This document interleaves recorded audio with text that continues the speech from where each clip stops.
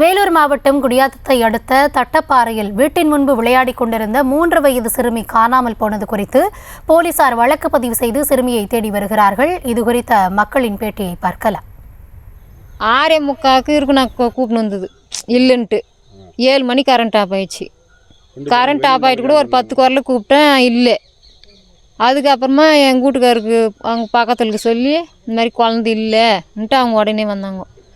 அப்புறம் கொல்லியெல்லாம் மொத்தம் நாங்கள் கொல்லிக்கு சாயங்காலம் வந்த எல்லாமே போய் தேடி பார்த்தோம், எங்கேயுமே கிடைக்கல. புது ஆளுங்களாம் நாங்கள் யாரும் பார்க்கல. நேற்று கொல்லிக்கு போயிட்டு இருந்தோம், நாங்கள் யாரும் பார்க்கல.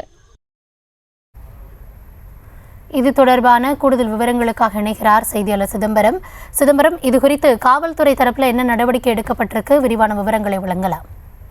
வணக்கம். நிச்சயமாக வேலூர் மாவட்டம் குடியாத்தம் அடுத்த தட்டப்பாறை பஞ்சாயத்துக்கு உட்பட்ட ஏரியின் கீழ்பட்டி பகுதியில் தரணி பிரியா குடும்பத்துடன் வசித்து வருகின்றனர். இவர்களுக்கு 5 வயதில் ஒரு மகனும் 3 வயதில் ஜெயபிரியா என்ற மகளும் உள்ளனர். இதனிடையே நேற்று இரவு வீட்டின் முன் குழந்தைகள் விளையாடி கொண்டிருந்தனர். அப்போது அம்மா வீட்டுக்குள் சென்று சிறிது நேரம் கழித்து வெளியே வந்து பார்த்தபோது 3 வயது பெண் குழந்தை காணாமல் போயிருந்தது. தரணி மற்றும் அவரது மனைவி பிரியா இவர்களது உறவினர்கள் குழந்தைகள் பல்வேறு இடங்களில் தேடியும் கிடைக்காத நிலையில் காணாமல் போன ஜெயபிரியாவின் பெற்றோர்கள் தரணி மற்றும் பிரியா ஆகியோர் இது குறித்து குடியாத்தம் தாலுகா காவல் நிலையத்தில் புகார் அளித்தனர்.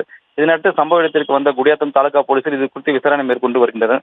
மேலும் காணாமல் போன குழந்தையை போலீசார் மற்றும் அவர்களது உறவினர்கள் பல்வேறு இடங்களில் தேடி வருகின்றனர்.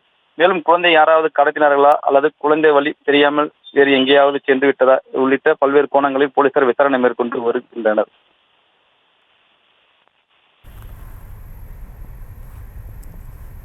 இரவு நேரத்தில் வீட்டின் முன்பு விளையாடி கொண்டிருந்த பெண் குழந்தை காணாமல் போன சம்பவம் அந்த பகுதியில் அதிர்ச்சியை ஏற்படுத்தி இருக்கிறது.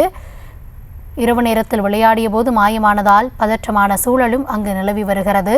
இதுகுறித்து போலீசாரிடம் புகார் தெரிவிக்கப்பட்ட நிலையில் வழக்கு பதிவு செய்து காவலர்களும் குழந்தையை தீவிரமாக தேடி வருகின்றனர். இதுகுறித்த உங்களுடைய தற்போதைய விவரங்களுக்கும் நன்றி சிதம்பரம்.